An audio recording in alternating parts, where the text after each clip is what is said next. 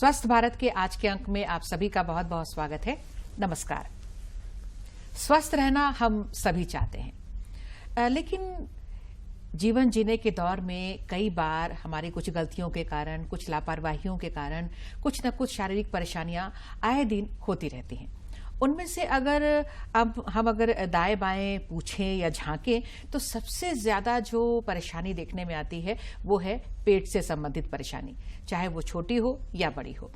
और कहते भी हैं कि जो हमारे शरीर की जो भी समस्याएं हैं वो सब कुछ हमारे पेट से ही जुड़ी होती है, यानी कि हम क्या खा रहे हैं, कैसे खा रहे हैं, कब खा रहे हैं, बहुत सारी बातें हैं कि हम पेट से संबंधित कौन कौन सी समस्याएं होती हैं, क्यों होती हैं, कैसे ये ठीक रह सकती है, क्या क्या हम सावधानियां बरतें।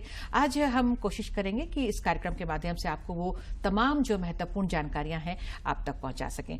आपको बता दें, आज विशेषज्ञ के रूप में हमारे साथ हैं डॉक्टर संजय सिंह सर हैं, जो कि प्राध्यापक हैं मेडिसिन विभाग, रिम्स रांची में आप कार्यरत हैं। डॉक्टर साहब, आपका बहुत बहुत स्वागत है हमारे कार्यक्रम में। नमस्कार। जोहार।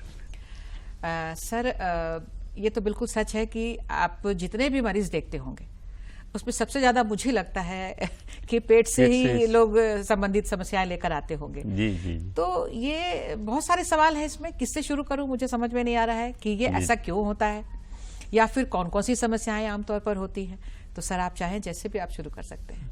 जैसे दो सिस्टम है शरीर का जो बाहर से कनेक्टेड है, अगर आप स्किन को छोड़ दें तो एक जैसे हम लोग सांस लेते हैं तो फेफड़े में जाता है, और दूसरा हम लोग खाना खाते हैं। जीने के लिए ये दो चीज जरूरी है, पानी पीना, खाना खाना, सांस लेना। जी। तो अभी तो जैसा चला हुआ है, सांस संबंधी बीमारियां भी काफी बढ़ गई हैं एयर पॉल्यूशन के कारण। इन्फेक्शन, रेस्पिरेटरी ट्रैक्ट इन्फेक्शन, ये सबसे बढ़ गई हैं। और दूसरा है हम लोग खाते हैं और पानी पीते हैं, ये पेट में जाते हैं और इसलिए इसकी भी संख्या बहुत ज़्यादा है। तो हम लोग, जैसा आपने अभी दर्शकों को बताया, हम क्या खाते हैं, कब खाते हैं, किस तरह का खाना खाते हैं, उसका सैनिटरी कंडीशन कैसा है, स्वस्थ है या नहीं, इस पर बीमारी तय मैंने होता है। डिपेंड करते हैं कि किस तरह की बीमारियां होंगी। जी जी। बिल्कुल। तो ये कारण पर हम लोग बाद में आएंगे। पहले आमतौर पर अगर हम बात करते हैं, फिर धीरे धीरे हम बहुत ही जो विषम परिस्थिति आ जाती है, जो गंभीर हो जाते हैं रोग, उस पर हम आएंगे। लेकिन आमतौर पर अगर हम कॉमनली देखें तो किस किस तरह के पेशेंट आते हैं? एक तो आंत से संबंधित आते हैं कि कोई कहते हैं कि मुझे ज़्यादा मोशन होता है, ज़्यादा बार उन्हें जाना पड़ता है पखाना के लिए। और दूसरा है कि कब्ज रहना, बहुत ज़्यादा कब्ज रहता है। एक है कि पेट में भी बार बार होना, साथ में बुखार होना, जिसको हम लोग आंत स्रोत कहते हैं, वो भी होता है।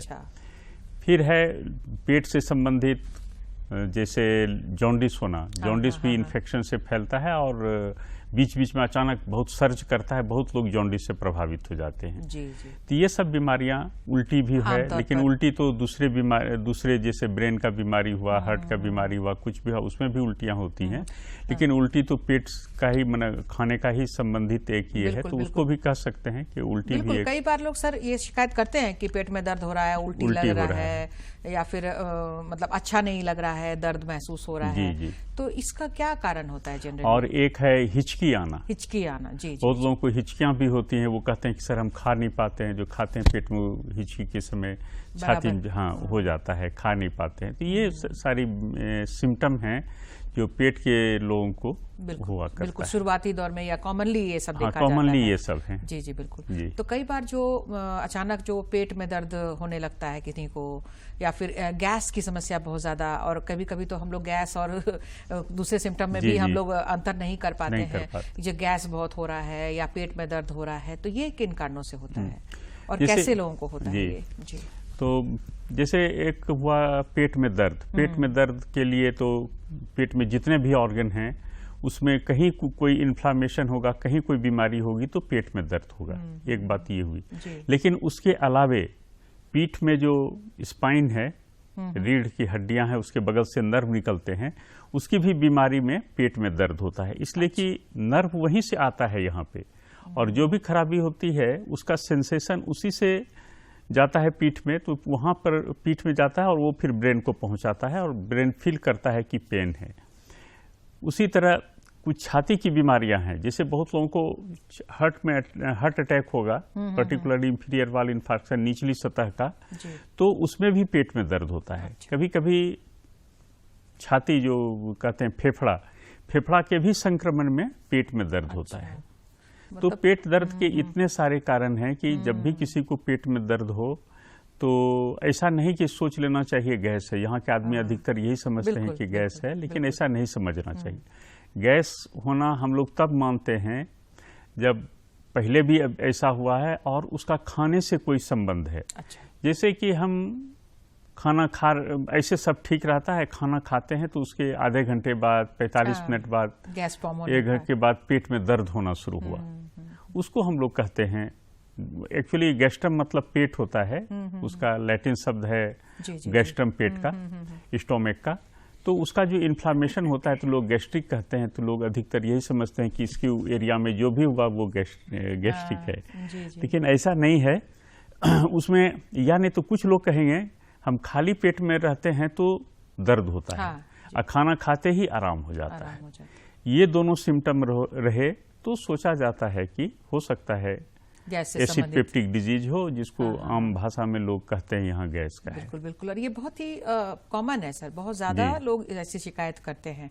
तो मतलब ये इस तरह का सिम्टम सब में तो नजर नहीं आता है, तो किस तरह के खान पान से और किस तरह के लोगों में इस तरह के लक्षण दिखाई देते हैं या ये समस्या होती है? इसमें है ऐसा कि जैसे दो चीज है, एक है आंत की दीवार और दूसरा है एसिड। एसिड यहाँ ईश्वर इसलिए दिए हैं कि हम लोग जो खाते हैं वो पेट में जाता है, तो एसिड में उसमें जो भी बैक्टीरिया है या जो भी कीटाणु विषाणु हैं उसको वो नष्ट करती है। उससे बचने के लिए ईश्वर ने पेट में, जैसे हम लोग खाना खाते हैं पेट में 2-2.5 घंटे खाना जमा रहते हैं, तो वहाँ पर वो 2 घंटे में पाचन की क्रिया तो अलग है, लेकिन पहला काम यही है कि जो भी कीटाणु है उसको एसिड नष्ट कर देता है।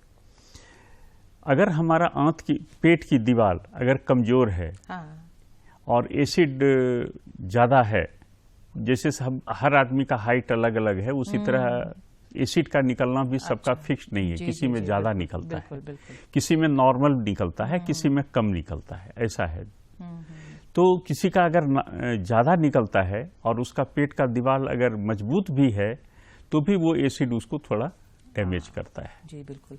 तो इस तरह का ये जो पेट दर्द या गैस जो खाने के बाद या खाने के बाद ठीक हो जाता है, खाने के बाद किसी को होता है, तो क्या हम खाने पीने में कुछ गड़बड़ी करते हैं, टाइमिंग में गड़बड़ी होती है, या फिर और कुछ इस तरह की हम अपनी करतूत से हम इस तरह का आमंत्रण देते हैं? नहीं, जनरली ये जो है वो उससे अलग बीमारियां, पेनक्रियाज, ये सब अलग बीमारियां हैं जो उससे होती है। खाने से इसका कोई संबंध नहीं। मैंने ऐसा कहा ना कि अभी एसिड का और दीवार का मजबूती, इसी 2 चीज पे निर्भर करता है। मान लीजिए एसिड हमारा कम ही, नॉर्मल से थोड़ा कम ही निकल रहा है या नॉर्मल निकल रहा है, लेकिन हमारा आंत की दीवार संयोग से कमजोर बना, तो नॉर्मल एसिड भी उसको डैमेज करता है। इसलिए अगर किसी को इस तरह की बीमारी होती है तो वो ज्यादा होगा। हाँ, हम लोग इसका फ्रीक्वेंसी को कम कर सकते हैं। फ्रीक्वेंसी ये जनरली प्रेसिपिटेट करता है, एंजाइटी, ये सब उसको प्रेसिपिटेट करता है। तो उससे बचने के लिए है कि मन, जैसे स्वास्थ्य मन में स्वास्थ्य तन रहता है ना, ठीक उसी तरह से मन को भी रखें, तरोताजा रखें, खुश मिजाज रहें, लोगों से मिलना जुलना रखें, तो ये इंसिडेंस इसका कम हो जाता है। बिल्कुल, मतलब हम ये सोच सकते हैं कि जब हम खुश रहेंगे तो हमारा पाचन तंत्र भी बिल्कुल ठीक रहेगा, पेट ठीक रहेगा। और एक चीज है, अगर कोई सिगरेट पीते हैं तो उसमें भी ये तो बहुत कॉमन है। सिगरेट पीने से ये सिम्टम इसका बढ़ता है, पेट दर्द और गैस। जी, अगर किसी को ये इस तरह का लक्षण हो, उनको चाहिए अगर वो सिगरेट पीते हो तो उसे तुरंत बंद करें। बंद करने से देखिएगा नेक्स्ट 2 to 3 डेज के बाद ही सिम्टम में सुधार शुरू हो जाएगा। जी बिल्कुल। और ऐसा होने से सर तुरंत बहुत लोग खुद भी अपना इलाज शुरू कर देते हैं। जी, तो क्या करना चाहिए एक्चुअली में? नहीं, ऐसा होता है कि जैसे कुछ लोग में पेट के ऊपरी हिस्से में कुछ खराब बीमारियां भी होती हैं, तो ऐसा भी सिम्टम है। इसलिए चाहिए एक बार एंडोस्कोपी होता है, वो गैस्ट्रोएंटरोलॉजिस्ट लोग करते हैं। अगर ऐसा सिम्टम हो, सिंपल दवाइयों से नहीं ठीक हो रही हो या बार बार रिपीट हो रहा हो, या अगर चाहे तो पहली बार भी एक बार एंडोस्कोपी जरूर करा लेना जी चाहिए। जी, मतलब बराबर अगर इस तरह की शिकायत जी हो तो जी जी एंडोस्कोपी। जैसे एक है उसको कहते हैं नन अल्सर डिस्पेप्सिया, उसको हम लोग एंडोस्कोपी करेंगे ना तो वो नॉर्मल आएगा। अच्छा, तो उसको कैसे कहते हैं, सिम्टम्स लगभग वही है, डिस्पेप्सिया का है। ऐसे कंडीशन में हम लोग आंत की जो गति है ना उसको हम लोग बढ़ाने का ड्रग देते हैं। अच्छा, हाँ, ऐसे लोगों को में अगर वो फिजिकल एक्टिविटी अच्छा रखते हैं, पैदल ज़्यादा चलते हैं तो इसका इम्पैक्ट पड़ता है, वो सिम्टम कम हो जाता है नन अल्सर एनयूडी में, नन अल्सर डिस्पेप्सिया में। सीडेंट्री लाइफ जिनका होता है उनको ज़्यादा होता है और जो एक्टिव रहते हैं उसमें कम होता है। बिल्कुल, मतलब गतिविधियां तो बनी रहनी चाहिए। व्यायाम की बात तो हम हमेशा करते हैं, हर अपने ऑर्गन को, अपने हर अंग को दुरुस्त रखना है, अपने को स्वस्थ रखना है तो एक्सरसाइज की बात तो हम करते ही हैं सर। अभी जो कॉमन जो समस्याओं की बात आपने सर की, तो आपने कहा कि किसी को बार बार लैट्रिन जाना पड़ता है या फिर कब्जियत हो जाती है, तो ये दो अलग अलग चीजें हैं, तो इनके बारे में भी तो जैसे कब्ज का है, कब्ज तो हम लोग का जैसे जैसे हम लोग खाना खाते हैं तो बीच में तभी चला हुआ था सब कुछ रिफाइंड खाने का। हाँ, तो कब्ज की समस्या बढ़ी, कब्ज की समस्या ज़्यादा रहने से आंत में कैंसर, आंत में अल्सर, पाइल्स का शिकायत, ये सब बहुत ज़्यादा हो जाता है। पर्टिकुलरली लोग जब मोशन के लिए स्ट्रेन करते हैं तो ये बहुत, उन लोगों को ये बहुत कॉमन होता है। इसलिए 2-3 चीज़ पे ध्यान देना चाहिए कि फल मैंने वो फाइबर डाइट ज़्यादा होना चाहिए, एडिक्वेट अमाउंट में ज़रूर होना चाहिए। तो इस चीज़ पर ध्यान दें। ऐसा नहीं कि हम लोग केवल जैसे चावल भी खाते हैं तो उष्णा चावल खाना खाएं, और जो हम लोग गेहूं आटा खाते हैं तो चोकर युक्त आटा खाएं। ये सब अगर हम लोग करें तो उसमें ये ज़्यादा आएगा। और फल का तो नियमित सेवन करें और सलाद भी एडिक्वेट अमाउंट में हम लोग लें। अगर हम लोग खाने पर इस तरह से ध्यान दें तो ऐसा नहीं कि कब्ज ही दूर होगा, डायबिटीज होने की माने उम्र जो आजकल अर्ली एज में हो रहा है वो एज बढ़ेगा। जिस आदमी को अगर खान पान में ध्यान दें तो ये डायबिटीज, थायराइड बीमारियां ये 5-10 साल बाद हुआ करेंगी, ऐसा जरूर हो जाएगा। बिल्कुल, मतलब हमारा भोजन जो है वो रेशेदार युक्त जरूर हो। हर तरह के जो मौसमी फल हैं, अनाज हैं, मोटे अनाज, उनका हम सेवन करें। और इस साल को तो हम लोगों ने सरकार की तरफ से मिलेट वर्ष भी घोषित किया गया है। तो क्या क्या आप खाने की सलाह देंगे, आप लोगों को थोड़ा सा बताइए सर। हाँ वही, आज सब लोगों को चाहिए खाने में ये जो रिफाइंड भोजन है ना, जैसे हम लोग मैदा खाते थे, ये खाते थे, वो सब छोड़ दें। अब वही मोटे अनाज का खाना पसंद करें, और इससे बीमारियां तो खाने में भी टेस्ट बनता है और बीमारियां भी दूर होंगी। पर्टिकुलरली जो आंत की जो बीमारियां हैं, आज कैंसर बहुत कॉमन हो गया है आजकल। आंत का कैंसर ये one of the commonest cancer है, तो वो तो बहुत कम हो जाता है। इसके अलावा जो मेटाबॉलिक डिजीज हैं जैसे डायबिटीज, हार्ट डिजीज, ये सब में भी काफ़ी सुधार हो जाएगा। बहुत अच्छा रिस्पांस मिलेगा इससे। मेटाबॉलिक डिजीजेस कम हो जाएंगे तो वो सब चीज़ सब में सुधार होगा। बिल्कुल, मतलब मोटे अनाज खाने का अगर अच्छा नहीं भी लग रहा है, लेकिन हमें आदत तो बनानी पड़ेगी। अपने फैमिली में बच्चों में भी आदत डालनी पड़ेगी, क्योंकि बच्चे ही आजकल रिफाइंड और जो फास्ट फूड वगैरह खा रहे हैं और वही फिर रोगों को आमंत्रण दे रहा है। तो खाने पीने में तो हमें ध्यान देना ही होगा अगर पेट से संबंधित समस्याओं को दूर रखना है तो। जैसे सर आप कुछ बोल रहे हैं। और तीसरा समस्या जो अभी गर्मी का सीजन आने वाला है, उसमें तो बहुत ज्यादा हो जाता है ये पेट खराब होना। लोग कहें कि सर होता है क्या, लोगों को प्यास लगती है धूप में, वो बाहर निकलते हैं, प्यास लगती है तो कहीं जैसा जो नहीं लोग खाना बेचते हैं, खोमचे वाले लोग बेचते हैं, खुला हुआ खाना रहता है, जी स्ट्रीट आइटम्स जो, तो वो खा के फिर पानी पी लेते हैं। पानी पीते ही उन्हें या तो पेट में दर्द होता है, अगर या लूज मोशन शुरू हो जाए, पतला पखाना शुरू हो जाता है। तो इस चीज़ से तो सब लोगों को बचना पड़ेगा। तो कुछ लोगों का जो बैक्टीरिया है, जीवाणु, विषाणु, जो भी कहें, विषाणु, जीवाणु, उसके टॉक्सिन्स रहते हैं खाना में। ऐसे लोगों को उल्टी और पेट में दर्द ज़्यादा होता है। और कुछ लोग में बैक्टीरिया खुद रहते हैं, रह के कारण पनपता है तेजी से और पेट में वो करता है, गैस्ट्रोएंटाइटिस करता है, आंतस्रोत जिसको कहते हैं, और वो 5, 10, 15, 20 जैसा हुआ फिर लूज मोशन कराता है। कुछ ऐसे ऑर्गेनिज्म है जो डायरिया कराता है। इसलिए आने वाला जो समय है उसमें अभी से लोग सचेत रहें, जब भी धूप में बाहर निकलते हैं साफ पानी अपने साथ कैरी करें, अपने साथ लेके जाएं, और जब भी प्यास लगे उसी से बोतल से पानी पिए। बिल्कुल। तो ये जो ज़्यादा होने वाला है वो उसमें रोक लग जाएगी। बिल्कुल बिल्कुल। मतलब शुद्धता तो, साफ सफाई तो हमें हर जगह रखनी है, और ऐसी जगहों में हम खान पान ना करें जहां पर अशुद्धता हो, गंदगी हो। कई बार अचानक लोग छटपटा जाते हैं, उनको कोई शिकायत नहीं होती है, ना पेट दर्द की ना उल्टी की, सर अचानक से बहुत ज्यादा पेट में दर्द होने लगता है। तो ऐसी स्थिति में क्या करना चाहिए? नहीं, अचानक मान लीजिए पेट में दर्द हुआ, कुछ नहीं हुआ तो कारण भी हमें नहीं पता होता है, कारण भी नहीं पता है तो नजदीक के हॉस्पिटल में जाके या नजदीक के चिकित्सक से मिलकर जरूर सलाह लें। इसलिए कि पेट में आंत ही तो बहुत लंबा है, फिर पेट है, पेनक्रियाज है, गॉल ब्लैडर है, बहुत सारे हैं ऑर्गन हैं इसमें, किडनी है, किसी का भी हो सकता है। अच्छा। तो वो डॉक्टर देख के उससे हिस्ट्री लेंगे कि किस तरह से हुआ, कहाँ पर दर्द है, ये सबसे एक मोटा मोटी मैंने पता चल जाता है कि इस चीज का दर्द है, और उसका दर्द देंगे तो जरूर आराम हो जाना चाहिए। बिल्कुल। सबसे इम्पोर्टेंट है किसी भी कीमत पे डिहाइड्रेशन नहीं हो। हाँ। शरीर में पानी की कमी नहीं हो। मान लीजिए किसी को पेट दर्द, उल्टियां हो रही हैं तो, और पता नहीं चल रहा है, तो कुछ हो न हो लेकिन हम लोग हाइड्रेशन को मेंटेन कर सकते हैं। मुंह से पानी देके या नस में पानी देके हाइड्रेशन को तो मेंटेन कर सकते हैं। हाइड्रेशन मेंटेन अगर रहेगा तो किडनी खराब नहीं होगा, और अगर किडनी खराब हो गया तो फिर तो हम लोग ड्रग का सिलेक्शन ही नहीं कर सिलेक्शन करने में दिक्कत होती है। जो दवाइयाँ किडनी के थ्रू जाएंगी वो हम लोग नहीं दे पाएंगे, तो नंबर ऑफ ड्रग कम रह जाता है देने के लिए। तो इसमें रिकवरी लेट से होता है, या और अगर मान लीजिए कि बहुत ज़्यादा समय पहुँचे, रिहाइड्रेशन करने में बहुत टाइम लग गया, तो किडनी खराब भी हो जाता है।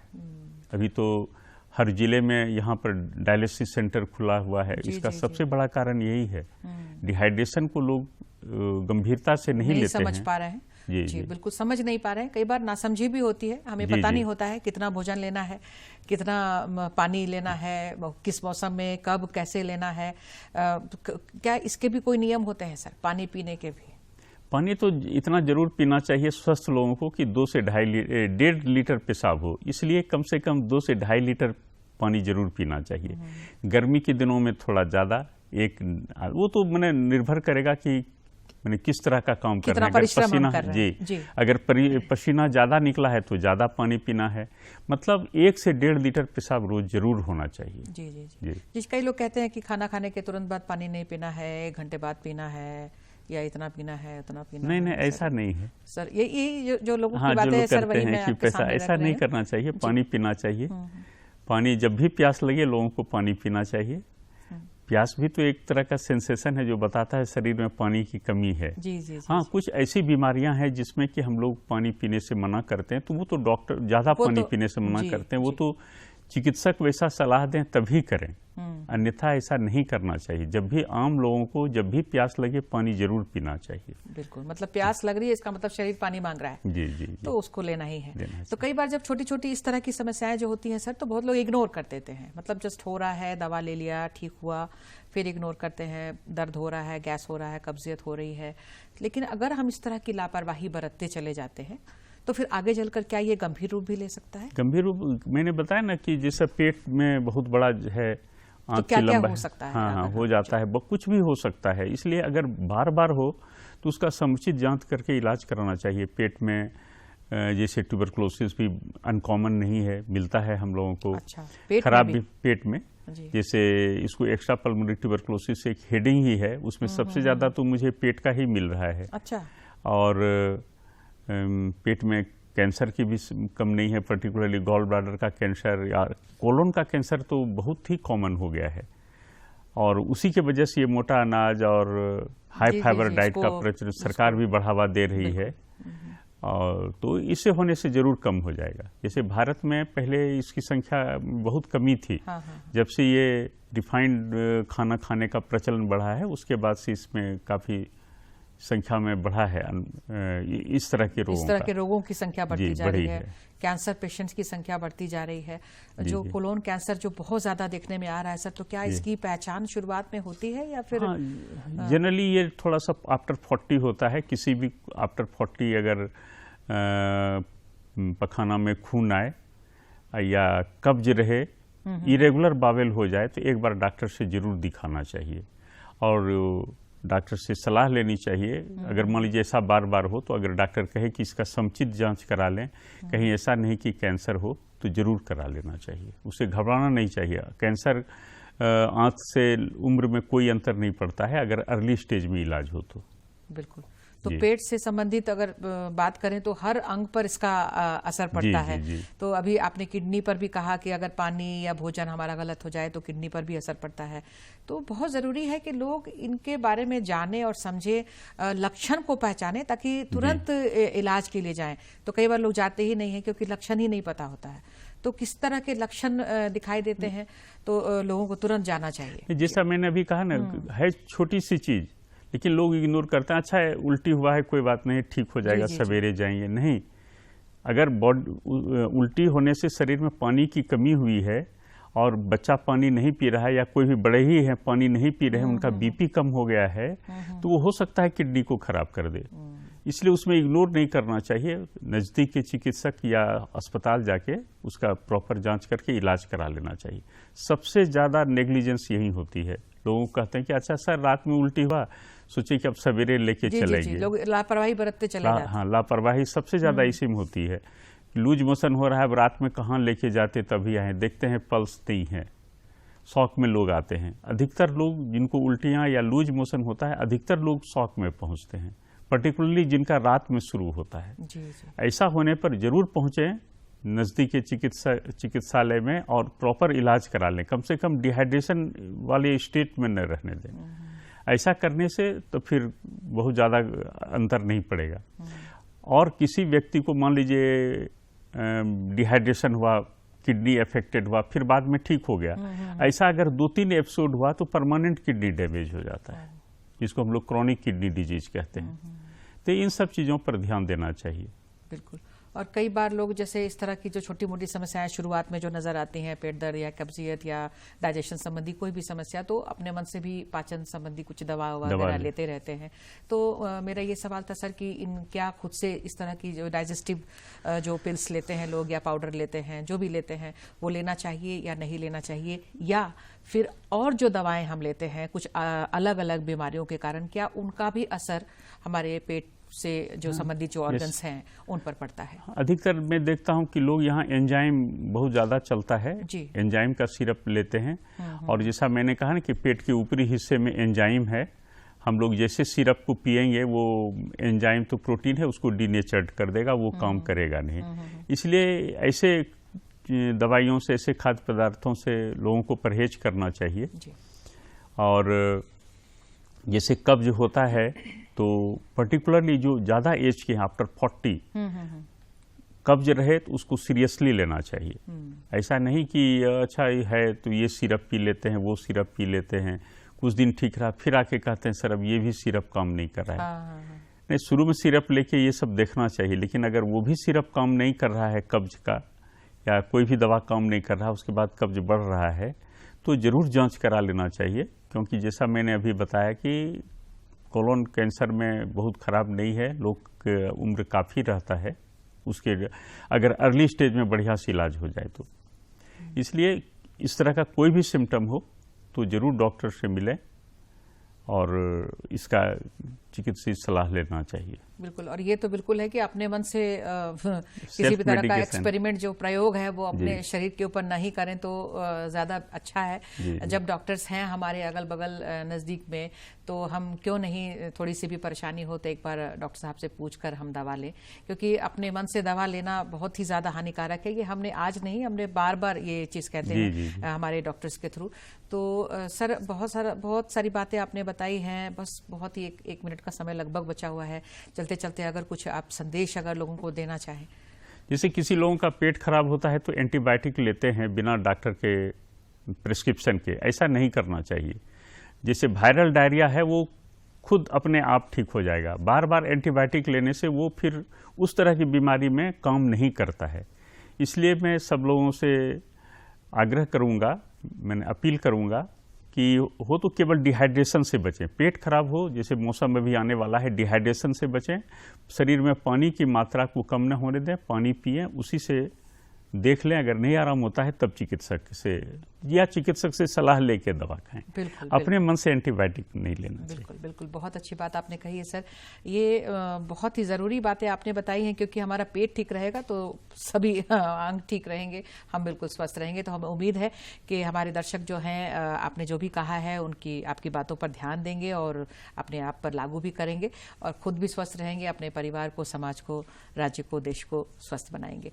तो सर आप यहाँ पर आए, अपना कीमती वक्त दिया, बहुत अच्छी जानकारी आपके माध्यम से मिली है, आपका हम बहुत बहुत धन्यवाद करते हैं। नमस्कार जी, जोहार। और आप सभी दर्शकों को भी बहुत बहुत धन्यवाद। नमस्कार।